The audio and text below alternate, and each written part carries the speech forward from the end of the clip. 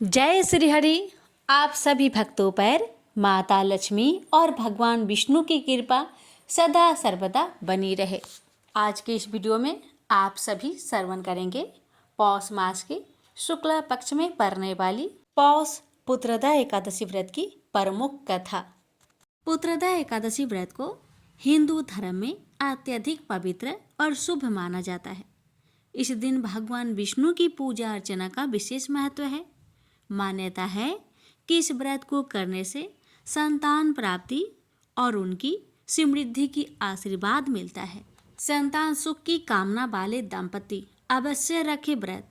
वे दंपति जो संतान सुख की कामना रखते हैं इस दिन व्रत अवश्य रखे।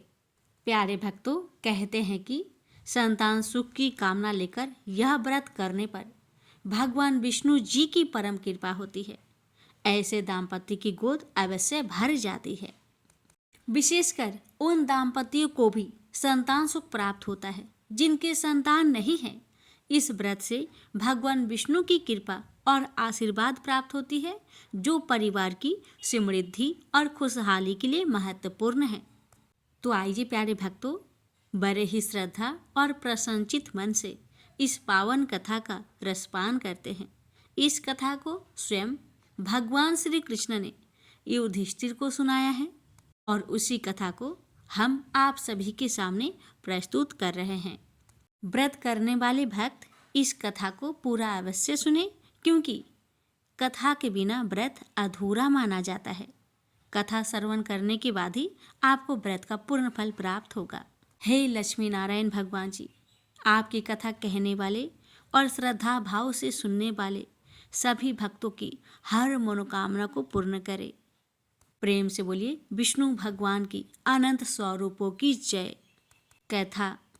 धर्मराज युधिष्ठिर कहने लगे कि हे भगवान, आपने पौष कृष्ण पक्ष एकादशी अर्थात सफला एकादशी का महात्म्य बताकर बड़ी कृपा की है। अब आप कृपा करके मुझे पौष माह के शुक्ल पक्ष की एकादशी के विषय में भी बतलाइए।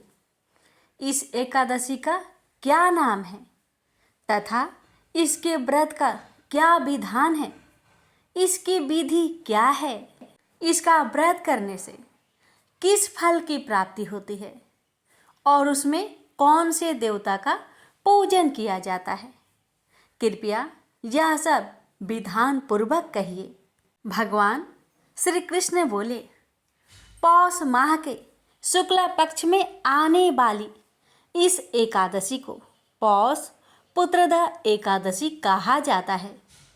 इसमें भी नारायण भगवान की पूजा की जाती है। विधि पूर्वक इस व्रत को करना चाहिए। इस चर और अचर संसार में पुत्रदा एकादशी के व्रत के समान दूसरा कोई व्रत नहीं है। इसके पुण्य से मनुष्य तपस्वी, विद्वान और लक्ष्मीवान होता है। इसकी मैं एक कथा कहता हूँ, सो तुम ध्यान पूर्वक सुनो।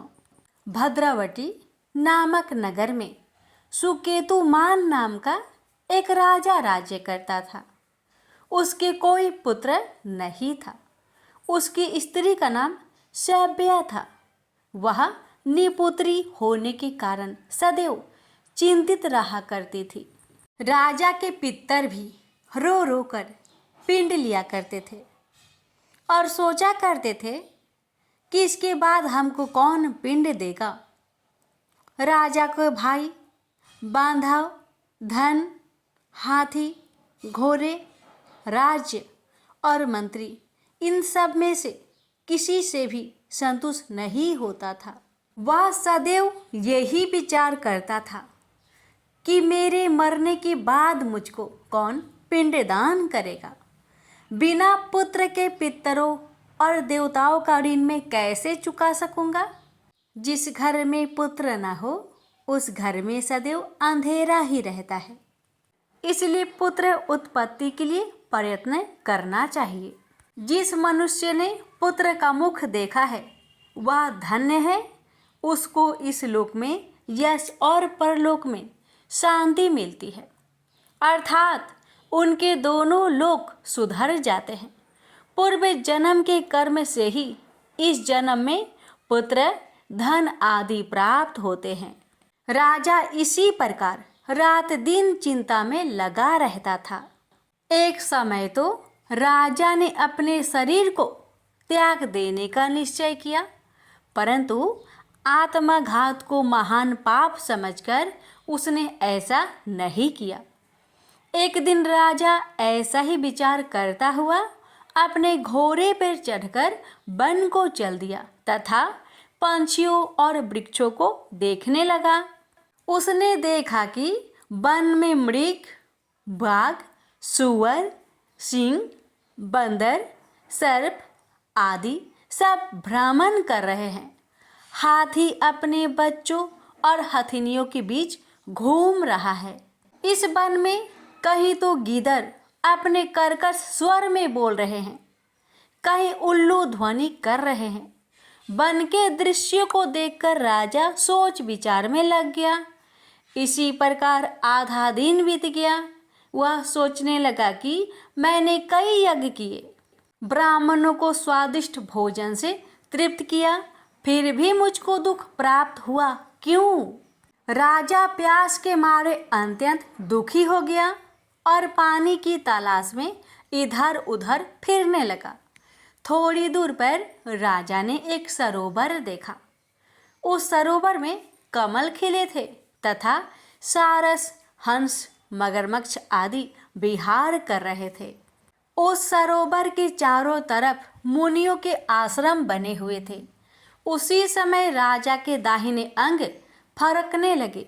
राजा शुभ शकुन समझकर घोड़े से उतरकर मुनियों को दंडवत प्रणाम करके बैठ गया। राजा को देखकर मुनियों ने कहा, हे राजन, हम तुमसे अत्यंत प्रसन्न हैं। तुम्हारी क्या इच्छा है सो कहो। राजा ने पूछा, महाराज, आप कौन हैं और किस लिए यहाँ आए हैं? कृपा करके बतलाइए।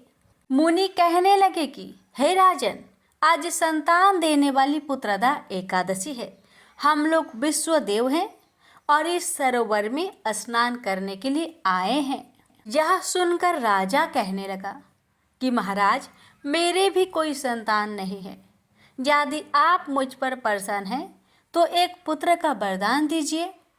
मुनि बोले, हे राजन, आज पुत्रदा एकादशी है, आप अवश्य ही इसका व्रत करें। भगवान की कृपा से अवश्य ही आपके घर में पुत्र होगा। मुनि के वचन को सुनकर राजा ने उसी दिन एकादशी का व्रत किया और द्वादशी को उसका पारण किया। इसके पश्चात मुनियों को प्रणाम करके महल में वापस आ गया। कुछ समय बीतने के बाद रानी ने गर्भ धारण किया और 9 महीने के पश्चात उनके एक पुत्र हुआ। वह राजकुमार अत्यंत शूरवीर, यशस्वी और प्रजापालक हुआ। श्री कृष्ण बोले, हे राजन, पुत्र की प्राप्ति के लिए पुत्रदा एकादशी का व्रत करना चाहिए। जो मनुष्य इस महात्म्य को पढ़ता या सुनता है उसे अंत में स्वर्ग की प्राप्ति ही होती है। प्रेम से बोलिए विष्णु भगवान की जय, माता लक्ष्मी की जय। प्यारे भक्तों, अब जानिए कि साल 2025 में कब है पुत्रदा एकादशी। वृक पंचांग के अनुसार पौष मास के शुक्ला पक्ष की एकादशी तिथि का आरंभ 9 जनवरी 2025 को दोपहर 12:22 पर होगा और अगले दिन 10 जनवरी 2025 को सुबह 10:19 पर समाप्त होगा। ऐसे में उदया तिथि के अनुसार 10 जनवरी 2025 के दिन शुक्रवार को पौष पुत्रदा एकादशी का व्रत रखा जाएगा।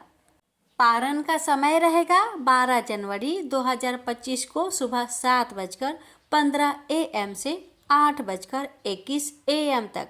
द्वादशी तिथि में एकादशी व्रत का पारण करने का समय है।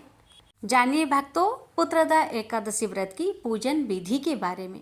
पौष मास के शुक्ला पक्ष की पुत्रदा एकादशी को सुबह जल्दी उठे, स्नान के बाद स्वच्छ कपड़े धारण करें। इसके बाद व्रत का संकल्प लें, मंदिर की साफ सफाई करें, एक छोटी चौकी पर पीले कपड़ा बिछाए, इस पर विष्णु जी और देवी लक्ष्मी की प्रतिमा स्थापित करें। विष्णु जी को गंगा जल से स्नान कराए, उन्हें नए वस्त्र अर्पित करें। अब विष्णु जी को फल फूल तुलसी दल समेत सभी पूजा सामग्री अर्पित करें। प्रतिमा के समक्ष दीपक जलाए और विष्णु जी की विधि विधान से पूजा करें। भगवान विष्णु के मंत्रों का जाप करें और एकादशी व्रत कथा को पढ़े या फिर सुने।